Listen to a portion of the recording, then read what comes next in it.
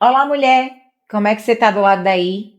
Como prometido, voltei para trazer mais um vídeo, né? Dessa série de vídeos onde estamos falando sobre o TDAH e como criar estratégias de superação. E se você ficar neste vídeo até o final, você vai sair com a sua bagagem hoje cheia. Sabe de quê? De autocompaixão e perdão, aprendendo a lidar consigo mesma e com todos os sintomas que o TDAH trouxe para sua vida. Então, fica até o final que você vai sair daqui com certeza alguém diferente. Queria compartilhar com você um texto que está no livro de Colossenses, capítulo 3, versículo 13, que vai trazer para a gente uma ideia do que é esse perdão e do que é essa autocompaixão, certo? Diz assim: suportai-vos uns aos outros, perdoai-vos mutuamente, caso alguém tenha motivo de queixa contra outra pessoa. Assim como o Senhor te perdoou, assim se perdoe também. E para mim esse texto ele é muito forte, porque nós até temos uma facilidade maior para perdoar ao outro. Porque a gente entende que a gente é cristão, que a gente precisa entrar no céu e que a porta do céu é estreita e que não passa você e suas mágoas. A gente já ouviu muita gente falar, talvez você já tenha escutado na sua igreja, que a falta de perdão é um veneno que a gente bebe. Então, talvez por isso seu cérebro tenha sido pré-organizado para perdoar o outro. Mas e você? Será que você se perdoa? Aí você pode pensar do lado daí, como assim, pastora, me perdoar? Quantas vezes, por não conseguir dar conta, você se culpa? Quantas vezes, por ter um comportamento ríspido e agressivo com seu esposo, você se culpa? Quantas vezes, quando seu filho tem uma atitude que você não esperava, que te surpreendeu, que chateou você, você tem aquela reação muito enérgica e depois você se culpa? Quantas vezes você se culpa e se culpa e se culpa e carrega com você uma bagagem de culpa? E a sua história acaba sendo uma história de culpabilidade. Você aprende até que você não precisa nem transferir para o outro. A culpa é sua, né? E você começa a viver uma história onde você atrai para você a responsabilidade de tudo aquilo que não dá certo. E aí você fala, é porque eu sou lerda mesmo, é porque eu não consigo mesmo, é porque eu não fui criada para ser isso mesmo, a minha irmã conseguiu fazer isso, a minha prima conseguiu fazer isso, todo mundo é bem sucedido, mas eu não sou. Quantas culpas nós carregamos na nossa vida? Eu, um certo tempo da minha vida, me sentia muito culpada. Eu me sentia muito culpada porque eu tinha uma dificuldade de gerir as minhas emoções.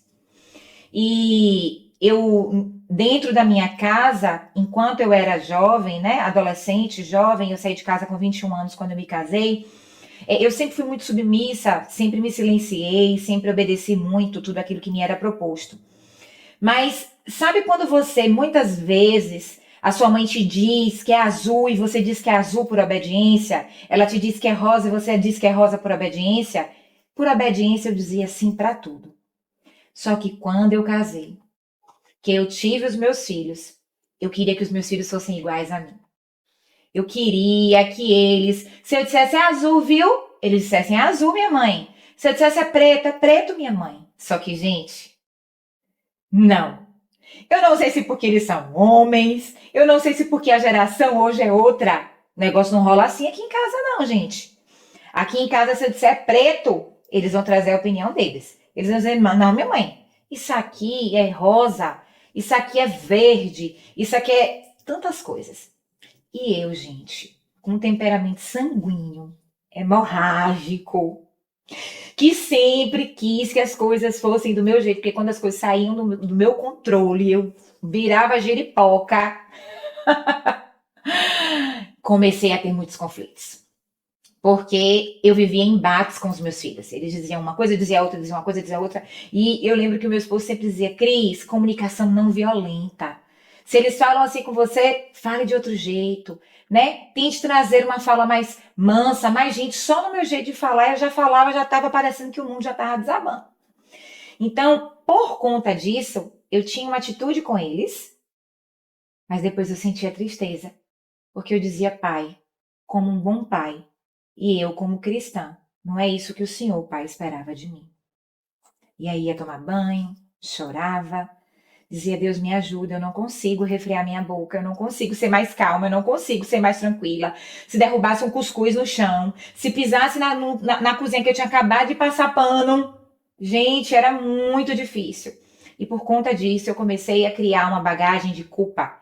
Eu me sentia culpada o tempo todo e tentava compensar dando as coisas que eles gostavam. Então, se não podia jogar videogame, o pai dizia não, encerrou. Eu dizia, deixa mais um pouquinho. Porque eu tentava compensar a rigidez ou a maneira como eu havia tratado eles durante algum momento, que eles me perguntavam alguma coisa ou algo assim. Então, eu queria te desafiar no dia de hoje a você fazer uma autoavaliação. Pensa aí na sua vida sobre a culpa.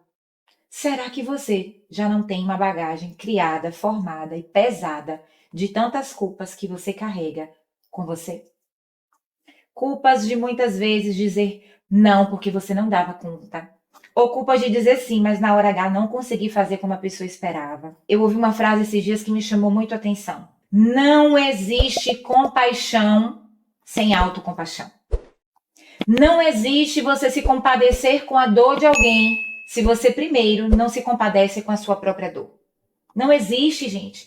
Não adianta eu cuidar do outro, eu me esmerar para dar ao outro, até mesmo aquilo que eu não tive, se eu não consigo cuidar de mim, dar conta de mim, gerenciar as minhas emoções. Você precisa entender que no meio do processo, você é a pessoa mais importante. Porque se você adoece, você não consegue ajudar ninguém. Se você se entristece, você não consegue ajudar ninguém.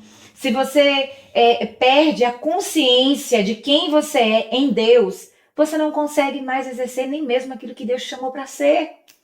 Então, às vezes, nós vivemos de maneira utópica, dizendo, eu preciso ter compaixão. É porque estão compartilhando no WhatsApp na lista de transmissão, pedido para ajudar fulana, porque a filha dela está com um problema, e você se compadece da dor de fulana. Aí você participa da vaquinha, que tem um link lá para você ajudar a construir a casa de ciclano, de beltrano. E você? Não existe compaixão sem autocompaixão. A pessoa mais importante do processo é você. Você precisa se cuidar. Pare de dizer que você não consegue. Pare de dizer que você não dá conta. Pare de dizer que você não é capaz, que você é incompetente, que você é inadequada. Ei, mude o seu discurso. Você precisa ter uma mudança de mentalidade.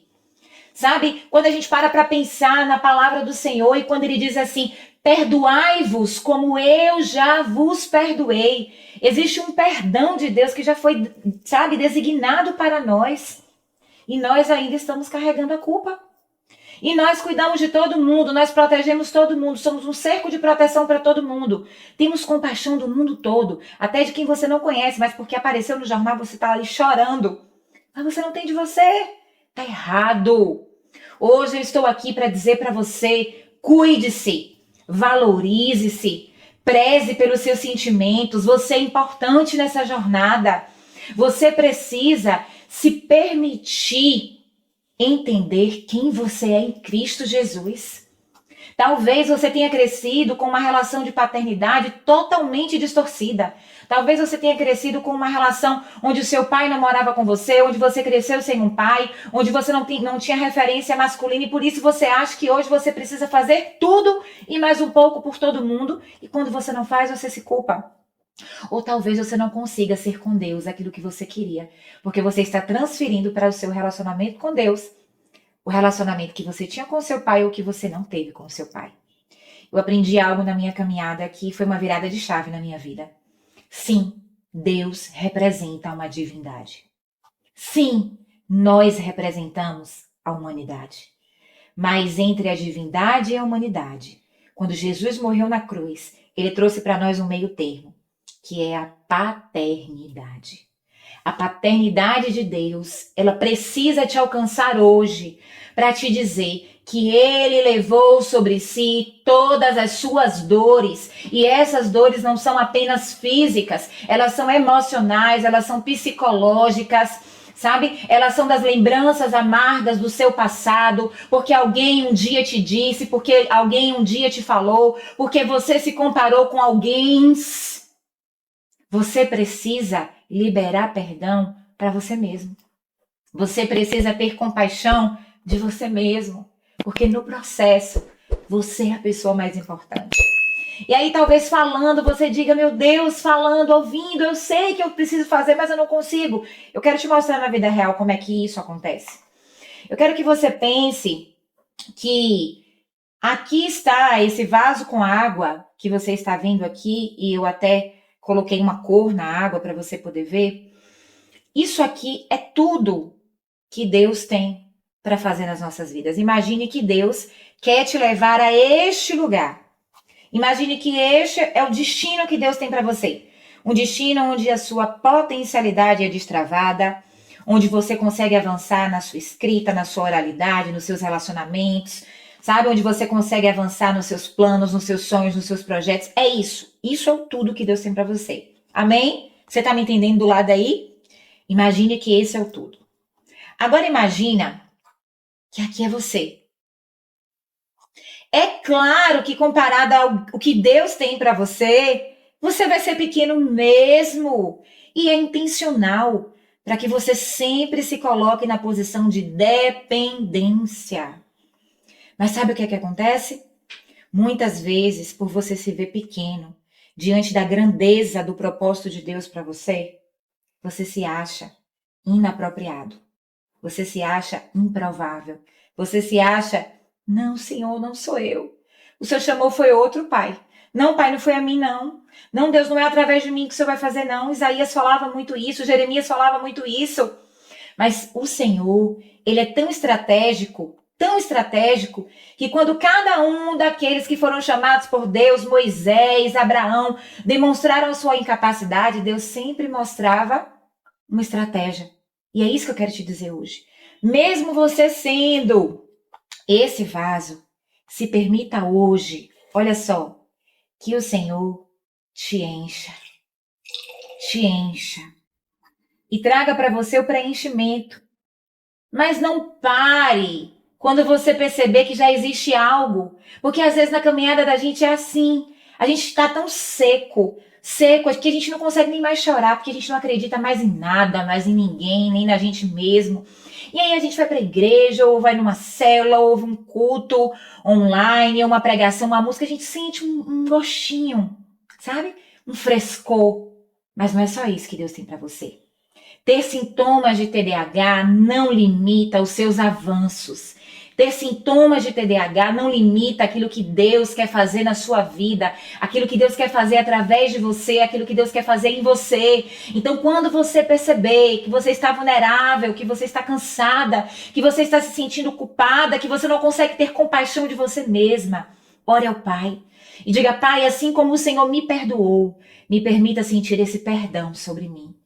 E me faça, Senhor, transbordar,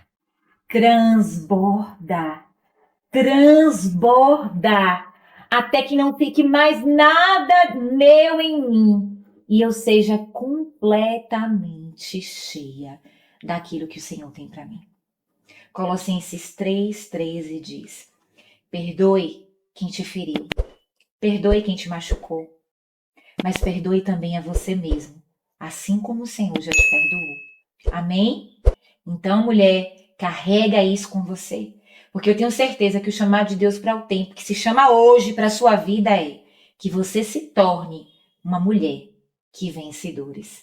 Deus te abençoe, em nome de Jesus.